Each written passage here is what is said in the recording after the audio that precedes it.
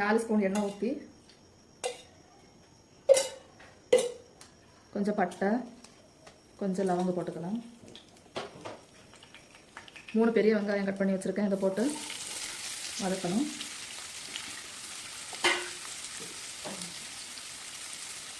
கொஞ்சம் உப்பு போட்டு வதக்கினா சீக்கிரம் வதங்க, அதனால் கொஞ்சம் உப்பு போட்டு வதக்கிக்கலாம். வெங்காயம் கொஞ்சம் வதங்கிடுச்சு. இந்த ஸ்டேஜில் கொஞ்சம் கருவேப்பிலை, 1 ஸ்பூன் இஞ்சி பூண்டு, 2 பச்சை மிளகாய் சேர்த்து அரைச்சிருக்கேன், அதையும் ஆட் பண்ணி வதக்கிக்கலாம். இஞ்சி பூண்டு வதங்கினதுக்கப்புறம் 3 தக்காளி எடுத்து வச்சுருக்கேன், அதை ஆட் பண்ணிக்கலாம். இதை கொஞ்சம் நல்லா வதக்கிக்கலாம். தக்காளி நல்லா கொஞ்சம் வதங்கணும். வெங்காயம் வதங்கினதுக்கப்புறம் 1/4 ஸ்பூன் மஞ்சள்தூள், ஒரு 3 ஸ்பூன் தனியாக போட்டுக்கலாம். 2 ஸ்பூன் மிளகாய்த்தூள்,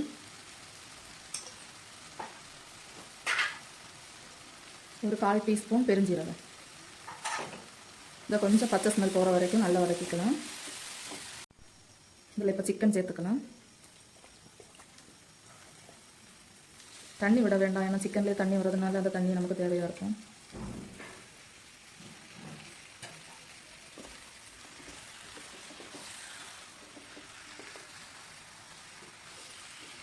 நான் 1 கிலோ சிக்கன் எடுத்திருக்கேன். 1 கிலோ சிக்கனுக்கு 3 வெங்காயம் 3 தக்காளி எடுத்து இது பண்ணியிருக்கேன்.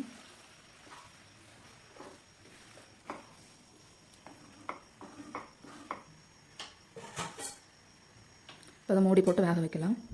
3 வரமிளகாய் சுட்டு எடுத்துக்கிறேன்.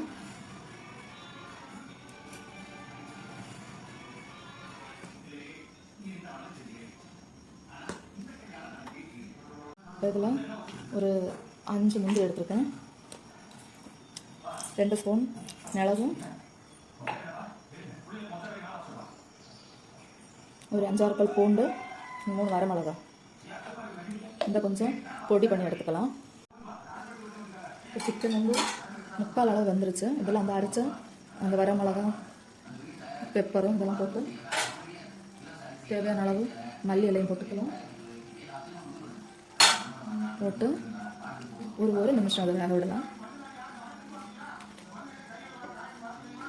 வேக விட்டுட்டு நம்ம ஸ்டவ் ஆஃப் பண்ணிக்கலாம். சிக்கன், மட்டன், பீஃப் என்ன பண்ணாலும் இந்த வரமிளகாய் சுட்டு இல்லைனா இந்த எண்ணெயில் பொரிச்சு கூட போட்டுக்கலாம். போட்டு நீங்கள் பண்ணிங்கன்னா இந்த சிக்கன் குழம்பெல்லாம் அவ்வளோ டேஸ்ட்டாக இருக்கும். பண்ணி பாருங்கள். பண்ணி பார்த்துட்டு கமெண்ட்ஸில் சொல்லுங்கள். வீடியோ பிடிச்சிருந்தால் லைக் பண்ணுங்கள். எங்கள் சேனலுக்கு மறக்காமல் சப்ஸ்கிரைப் பண்ணுங்கள். தேங்க்யூ. பாய்.